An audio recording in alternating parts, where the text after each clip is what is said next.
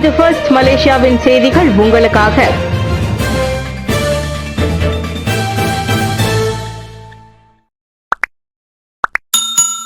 வான்வெளி நிறுவனமாக உருவெடுக்க மலேசியாவிற்கு பரிந்துரை. ஆசியான் வட்டாரத்தில் வான்வெளி நிறுவனமாக உருவெடுக்க பிற நாடுகள் மலேசியாவிற்கு பரிந்துரைத்துள்ளன. வான்வெளி நிறுவனத்தை உருவாக்குவது இன்னும் திட்டமிடலில் இருந்தாலும் அந்த செயற்கைக்கோளை ஏவும் மையமாக உருவாக குறைந்தது 5 அல்லது 6 நாடுகள் மலேசியாவை கேட்டுக் கொண்டுள்ளதாக வெளியுறவு அமைச்சர் டத்தோஸ்ரீ முகமது ஹசான் தெரிவித்தார். அதை நனவாக்குவதை நாங்கள் உறுதி செய்ய அமைச்சரவைக்கு கொண்டு செல்வதற்கு முன்னர் நாங்கள் சம்பந்தப்பட்ட அமைச்சு நிறுவனத்திடம் கலந்துரையாடவிருக்கிறோம் என்றார் அவர். 2023 ஆண்டிற்கான லங்காவி அனைத்துலக கடல் வான் கண்காட்சியான லிமா 23 போது கலந்துரையாடப்பட்டது போன்று விண்வெளி நிறுவனத்தை உருவாக்குவது தொடர்பில் செனட்டர் லிம் பேஹென் நேற்று மேலவையில் எழுப்பிய கூடுதல் கேள்விக்கு பதிலளிக்கையில் அவ்வாறு கூறினார். சமூக ஊடக தளங்களின் உரிமத்தில் கவனம் செலுத்துவது குறித்து கலந்துரையாடல். சமூக ஊடக தளங்களின் உரிமத்தில் கவனம் செலுத்துவது குறித்து சிங்கப்பூரின் இலக்கவியல் மேம்பாடு மற்றும் தகவல் அமைச்சர் ஜோசபின் தியோவும் தொடர்பு அமைச்சர் ஃபாமி பார்சிலும் நேற்று கலந்துரையாடினர். சுமார் 1 மணி நேரம் நடைபெற்ற அச்சந்திப்பு குறிப்பாக குடும்பங்கள் மற்றும் குழந்தைகளுக்கு பாதுகாப்பான இணைய சூழலை உறுதி செய்வதை நோக்கமாக கொண்டிருந்தது. சமூக ஊடகங்களின் ஒழுங்குமுறை கட்டமைப்பின் ஒரு பகுதியாக வரும் ஆகஸ்ட் 1 தொடங்கி மலேசியாவில் உள்ள சுமார் 80 லட்சம் பதிவு செய்யப்பட்ட சமூக ஊடக பயனர்களை கொண்டிருக்கும் அனைத்து சமூக ஊடகம் மற்றும் இணைய செய்தி சேவை அந்த உரிமத்திற்கு விண்ணப்பிக்க வேண்டும். சிங்கப்பூருக்கான மலேசிய தூதர் கைருல் நஸ்ரான் அப்துல் ரஹ்மான் மற்றும் MCMC அதிகாரிகளும் ஃபாமியுடன் இச்சந்திப்பில் கலந்து கொண்டனர். ஒலிம்பிக் பூப்பந்து அரங்கில் தேசிய குழுவின் பயணம் தொடர்கிறது.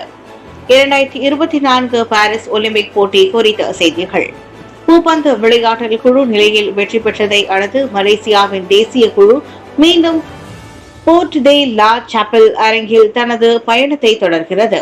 மகளிருக்கான தனிநபர் ஆட்டம் நேற்றிரவு நடைபெற்ற வேளையில் மாலையில் நடந்து முடிந்த கலப்பு இரட்டையர் பிரிவில் உலகின் 2ஆம் நிலையில் உள்ள சீனாவின் இணையரை வீழ்த்தி நாட்டின் செங் டாங் ஜி தோ ஈவை ஜோடி அதிரடி படைத்துள்ளது.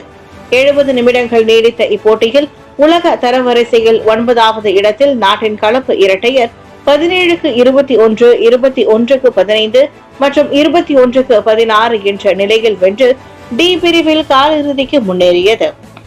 ஒலிம்பிக் அரங்கில் முதல் முறையாக களமிறங்கி இருக்கும் கோஜின் வெய் மகளிர் பிரிவில் நேற்றைய ஆட்டத்தில் தென்னாப்பிரிக்காவின் ஜானிதா ஷால்டன் உடன் மோதுகின்றனர்.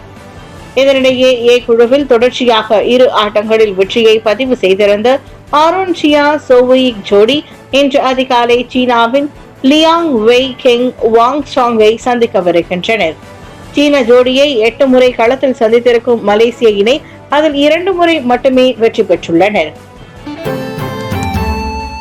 உல்லாச கப்பல்களை ஈர்க்க துறைமுகங்கள் மேம்படுத்தப்படும்.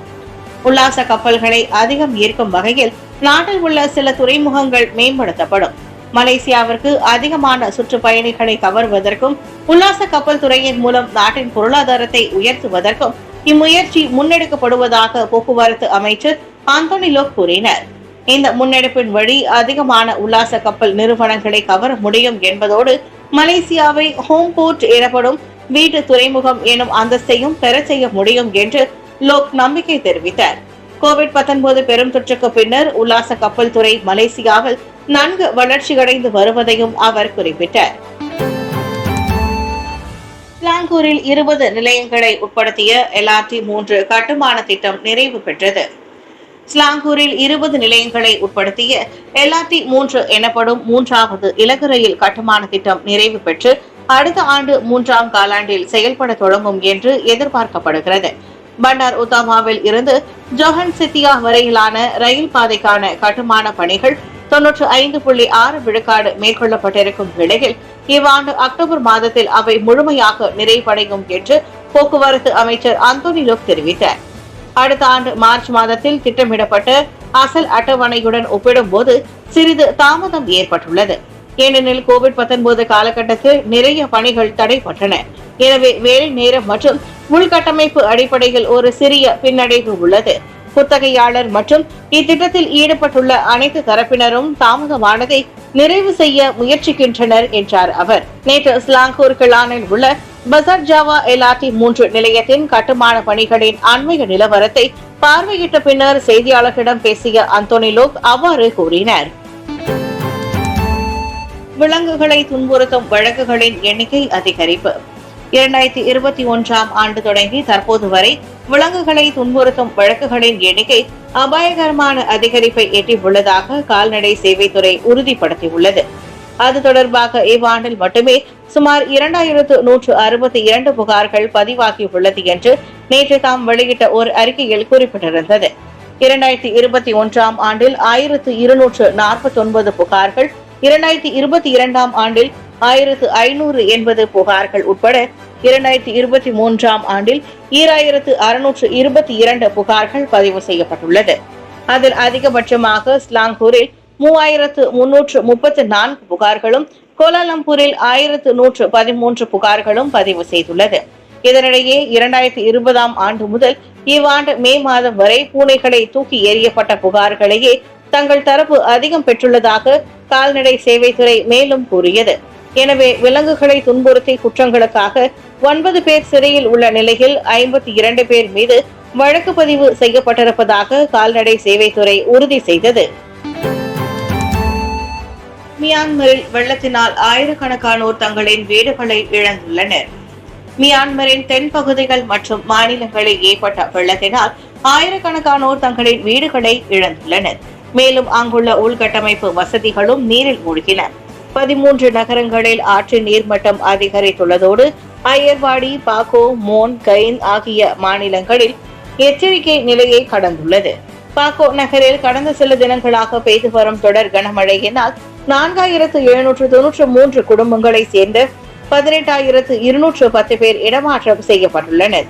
கைன் மாநிலத்தில் உள்ள மைவாடி நகரில் கனமழை காரணமாக தாங்கியின் ஆற்றின் நீர்மட்டம் அதிகரித்ததால் 370 குடும்பங்களை சேர்ந்த 4985 பேர் 11 நிவாரண மையங்களில் தங்க வைக்கப்பட்டுள்ளனர். அயர்வாடி பகுதியிலும் மோன் மாநிலத்திலும் ரயில் தண்டவாளங்கள் மற்றும் நெடுஞ்சாலைகள் வெள்ளத்தில் மூழ்கியுள்ளன. அதே வேளையில் வெள்ளத்தினால் பள்ளிகளும் மூடப்பட்டன. இணைய வர்த்தகத்தில் இனியும் ஏமாற வேண்டாம், சட்டங்களை தெளிந்து தெரிவோம். உலக அளவில் 10 இல் 7 இணைய வர்த்தகத்தில் போலியான மற்றும் தரம் குறைந்த பொருட்களை வாங்கி ஏமாறுவது கடந்த ஆண்டில் அமெரிக்கா மிச்சிகன் ஸ்டேட் பல்கலைக்கழகம் மேற்கொண்ட ஆய்வில் தெரிய வந்துள்ளது. இதனால் உலக பொருளாதாரத்தில் ஆண்டுக்கு சுமார் 50,000 கோடி அமெரிக்க டாலர் இழப்பும் ஏற்படுகிறது. மலேசியாவிலும் சுற்றுச்சூழல் உண்டாவதை மறுப்பதற்கு இல்லை என்றாலும் இதனை சட்ட ரீதியாக கையாள்வதற்கான வழிவகைகளை விவரிக்கின்றார் வழக்கறிஞர் கார்த்திகேசன் சண்முகம். கிட்டத்தட்ட அனைத்து வகையிலான பொருட்களும் இணையத்தில் போலியாக விற்கப்படும் நிலையில் உணவுகள், பானங்கள், ஆடைகள், காலணிகள், மருந்துகள், அழகு சாதன பொருட்கள், மின் அணுவியல், வாகன உபரி பாகங்கள், பொம்மைகள் மற்றும் நாணயம் ஆகியவற்றின் இணைய பரிவர்த்தனைகளிலேயே அதிகமான போலிகள் ஏற்படுகின்றன. இப்படி இருக்க நமது நாட்டின் இச்சிக்கலை கவனிக்கும் சட்டங்கள் இருப்பதை வழக்கறிஞர் கார்த்திகேசன் சண்முகம் இவ்வாறு தெளிவுபடுத்தினர். சராசரியாக ஒரு பொருளின் தரத்தை ஏற்றுக்கொள்ளக்கூடிய வகையில் தான் அது இருக்க வேண்டும். சமூக ஊடகங்களில் ஒரு பொருளின் தரத்தை பற்றி பேசும்போது அதன் தரத்தை உறுதிப்படுத்தும் சட்டமும் உள்ளது. அதனையும் அவர்கள் தெரிந்து வைத்திருக்க வேண்டும். எனவே விளம்பரப்படுத்துவது போலவே அதன் தரமும் இருக்க வேண்டும் என்றார் அவர்.